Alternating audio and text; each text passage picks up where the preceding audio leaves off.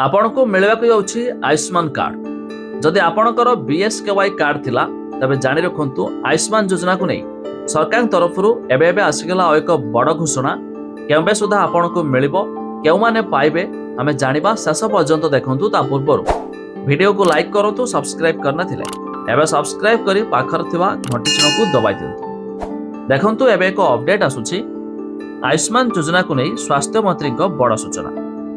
ଏହି ଯୋଜନାରେ 3.5 କୋଟି ଲୋକଙ୍କୁ ସାମିଲ କରିବାକୁ ଲକ୍ଷ୍ୟ ରଖାଯାଇଥିବା କହିଛନ୍ତି ସ୍ୱାସ୍ଥ୍ୟ ମନ୍ତ୍ରୀ ମୁକେଶ ମହାଲିକ।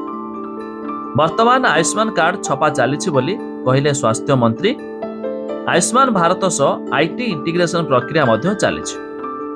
ସୂଚନା ଥାଉ କି ଗତ ମାସରେ ଆୟୁଷ୍ମାନ ଭାରତ ଯୋଜନାକୁ ନେଇ କେନ୍ଦ୍ର ଓ ରାଜ୍ୟ ସରକାରଙ୍କ ଭିତରେ ଏମଓୟୁ ସ୍ୱାକ୍ଷରିତ ହୋଇଛି।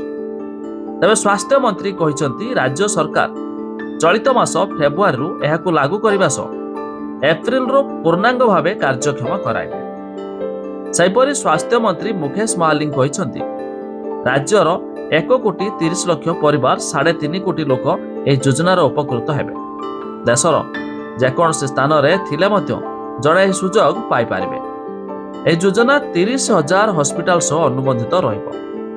गोपबंधु जन आरोग्य योजना सह आयुष्मान भारत सुविधा गोटे कार्ड मिलिबो जहा one nation one health card रे योजना रे परिसर भुक्त।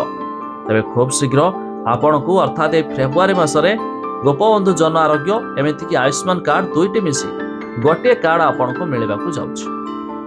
तबे आपण मानकर बीएसकेवाई कार्ड थिला कि नाही ता निहाती कमेंट करिवे। ता छडा अधिक जानिया पई चाहउछंती वेबसाइट रो लिंक हमें डिस्क्रिप्शन लो देइछु, आपण माने जाय मध्ये चेक कर दे पारिबे।